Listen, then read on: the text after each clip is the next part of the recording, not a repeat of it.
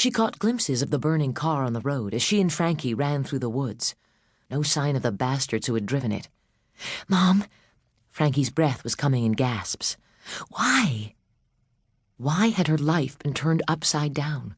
Why had she been forced to witness her mother killing another human being? Why was she being hunted like an animal? "I'll talk to you later. I can't. I'm sorry, baby. I'll try to make it right."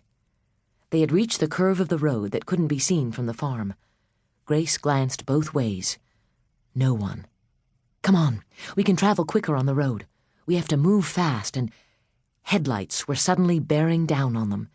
She reached for her gun and pushed Frankie to the side of the road.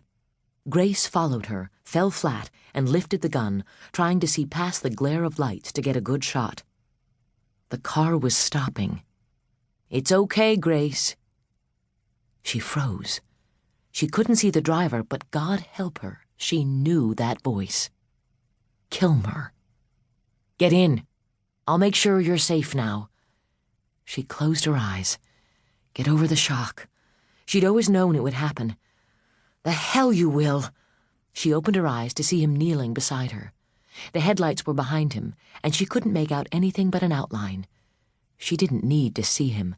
She knew every line of his body, every feature of his face. "Your fault. This is all your fault, isn't it?" "Get in the car. I have to get you out of here." He turned to Frankie. "Hello, Frankie. I'm Jake Kilmer. I'm here to help you, and I promise no one will hurt you as long as I'm here." Frankie shrank closer to Grace. Kilmer turned back to Grace. "Are you going to let her stay there in the mud, or are you going to let me take care of her? I'm not the threat here." No, he wasn't. Not the immediate threat, but Kilmer was more dangerous than... Kilmer stood up. "I'm going to get back in the car. I'll wait 2 minutes and then I'm leaving. Make up your mind." He'd do it. Kilmer always did what he said he was going to do. That was one of the things that had drawn her to... He was getting into the driver's seat. 2 minutes. Make a decision. She got to her feet. "Come on, Frankie. Climb in the back seat. He won't hurt us." "You know him?" Frankie whispered. "Yes, I know him." She took her daughter's hand and led her toward the car. "I've known him for a long time." "There's a blanket on the seat, Frankie," Kilmer said as he stepped on the accelerator. "Take off your poncho and wrap up." "Should I?" Frankie was looking at Grace, who had climbed into the back seat with her. Grace nodded. "You're sopping wet." She reached for the blanket and wrapped it around her. "We have to get you dry, honey." She turned to Kilmer. "Take us to town and drop us off at a motel." "I'll take you to town." He glanced at her. "I'm not sure any motel would take you in. You look like you've been buried in a mudslide for a month." "Then you can check me in before you leave us." She was reaching for her phone. "I don't need you for anything else." "You're calling Robert Blockman?" No time to wonder how he knew about Robert. "I have to make sure he's all right. He was back at the farmhouse, and I don't know what kind of spot—" "He wasn't at the farm." She looked at him. "How do you—" She stopped. "You blew up that car." "It was the easiest way to draw them away from you. They weren't very wood-savvy, but I wasn't sure that they wouldn't stumble across you. I took one of them out in the woods, but there wasn't time to stalk down the other two when you and Frankie were so close, so I drew them back to the farm." "Then I'll have to warn Robert that they're still there. He was on his way to—" She stopped again as she saw Kilmer shaking his head. "Has something happened to Robert?" "Not that I know about, but I resolved the problem at the farm before I came after you." Resolved the problem. She'd heard Kilmer say that so many times before. "You're sure?" "You know I'm always sure." He smiled. "You don't have to worry about your watchdog." "Yes, I do." She dialed Robert's number. "If he didn't get to the farm, I should have heard from him. He was going to try to find Charlie." She got Robert's voicemail. She hung up without leaving a message. "He's not answering." She turned to him. "Tell me what's happening, damn it." "Later."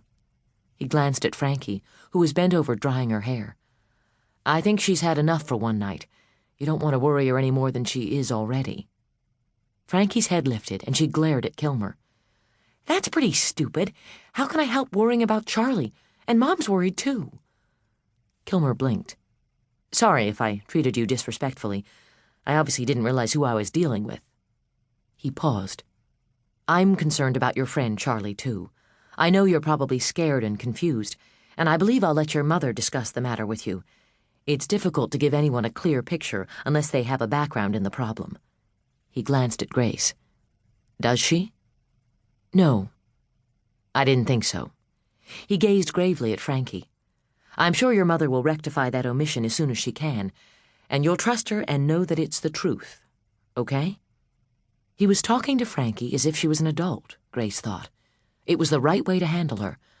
But then, Kilmer was very smart about people. Frankie was nodding slowly. Okay. She curled up on the seat and wrapped the blanket around her again. Her face was pale, and her hand clutching the blanket was shaking. She had been through a nightmare tonight, and Grace wanted desperately to hold her, rock her. Not now. Not until she was sure they were somewhere safe. Frankie was holding on to her composure by a thread. One touch might break her. Smart kid. Kilmer's gaze was on Grace's face in the rearview mirror. She'll deal with it. How do you know? You don't know anything about her. She crossed her arms over her chest. It was weird to be so cold on this hot August night. She hadn't been chilled before, but now that the adrenaline was subsiding, she was shaking as badly as Frankie. Turn on the heater. It's on, Kilmer said. You'll feel it soon. I thought you'd have your usual reaction. Just relax and let the... His brakes screeched as he stopped on the side of the road beside the river. Stay here. He jumped out of the car and was running down the incline toward the riverbank. I think I caught sight of a truck down there in the water. Do what I say. You don't want to leave Frankie alone. But Frankie was already out of the car. Grace caught her before she could follow Kilmer down the incline. No, Frankie, we've got to stay here. Charlie has a truck. Frankie was fighting to get free. It could be him. We've got to help him. It's in the water.